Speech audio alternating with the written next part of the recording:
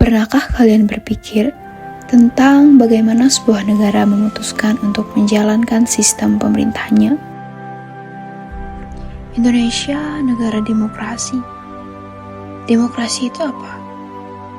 Konsep demokrasi berkembang pertama kali pada masa Yunani kuno, yaitu demokratia, yang dibagi dalam dua kata, yaitu demos yang berarti rakyat dan kratos yang berarti pemerintahan, sehingga dapat diartikan sebagai pemerintahan rakyat atau pemerintahan yang rakyatnya memegang peranan yang sangat menentukan.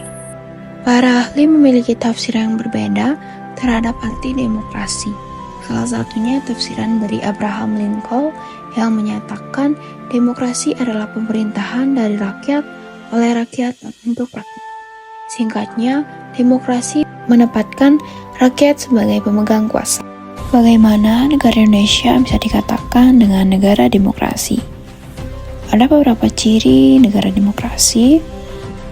Yang pertama, kedaulatan rakyat. Kekuasaan tertinggi ada di tangan rakyat, dijalankan melalui pemilu luber jurdil setiap 5 tahun untuk memilih pemimpin dan wakil rakyat. Indonesia kaya dengan suku, agama, budaya, dan bahasa.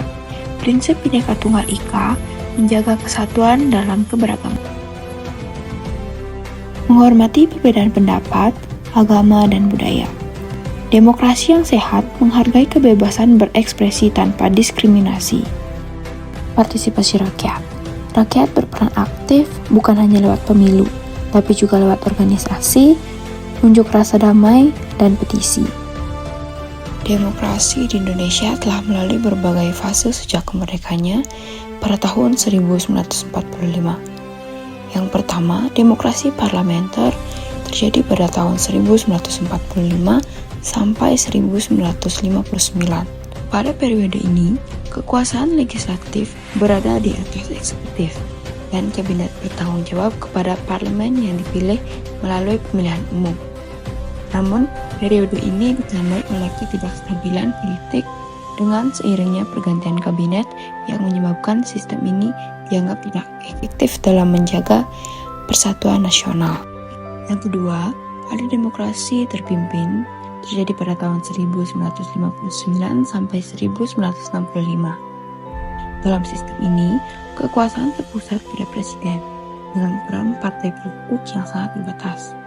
Kebebasan pers juga mengalami pembatasan. Periode ini berakhir dengan peristiwa Gerakan 30 September atau PKI pada tahun 1965 yang mengakibatkan perubahan besar dalam struktur pemerintahan.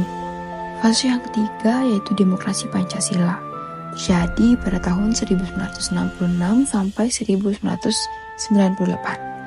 Setelah jatuhnya Soekarno, Indonesia masuk ke era Orde Baru di bawah kepemimpinan Presiden Soeharto yang menerapkan demokrasi Pancasila. Meskipun secara formal mengedepankan nilai-nilai Pancasila sebagai dasar negara, dalam praktiknya kekuasaan terpusat pada Presiden dan Partai Golkar sebagai partai dominan. Kebebasan berpendapat dan pers sangat dibatasi selama periode ini. Fase yang terakhir yaitu demokrasi Pancasila era reformasi yang dilaksanakan pada 1998 hingga sekarang. Reformasi pada tahun 1998 membawa perubahan signifikan dalam sistem demokrasi Indonesia. Era ini ditandai dengan kebangkitan kebebasan pers dan hak asasi manusia.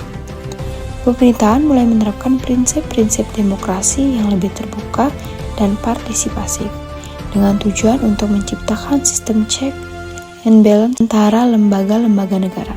Kekuasaan dalam pemerintahan demokrasi Indonesia. Lembaga negara dalam menjalankan kekuasaan negara perlu dibatasi. Maka, perlu adanya suatu pembagian atau pemisahan kekuasaan. Pembagian atau pemisahan kekuasaan sering dikenal dengan istilah trias politika, di mana istilah trias politika sendiri berasal dari bahasa Yunani, yaitu tri yang artinya 3, as yang berarti poros atau pusat, dan politika yang berarti kekuasaan.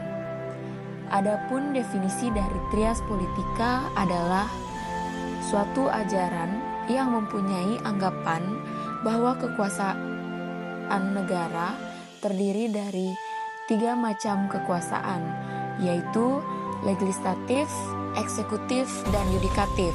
Legislatif adalah kekuasaan yang membuat undang-undang. Kekuasaan eksekutif adalah kekuasaan yang menjalankan undang-undang, dan yudikatif adalah kekuasaan yang mengadili dan atau pelanggaran terhadap undang-undang. Konsep trias politika adalah suatu prinsip normatif bahwa kekuasaan-kekuasaan yang sebaiknya tidak diserahkan kepada orang yang sama untuk mencegah penyalahgunaan kekuasaan oleh pihak yang berkuasa. Pendidikan demokrasi.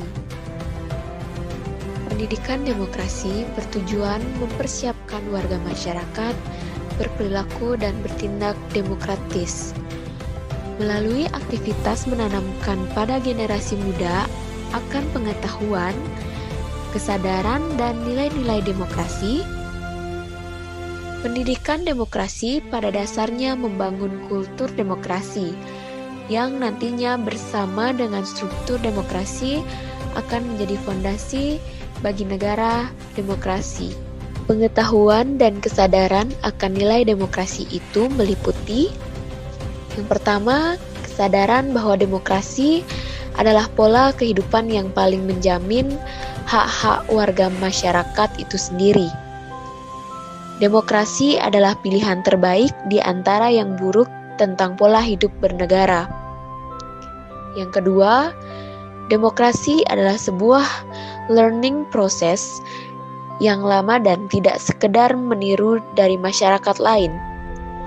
Dan yang terakhir, kelangsungan demokrasi tergantung pada keberhasilan mentransformasikan nilai-nilai demokrasi pada masyarakat.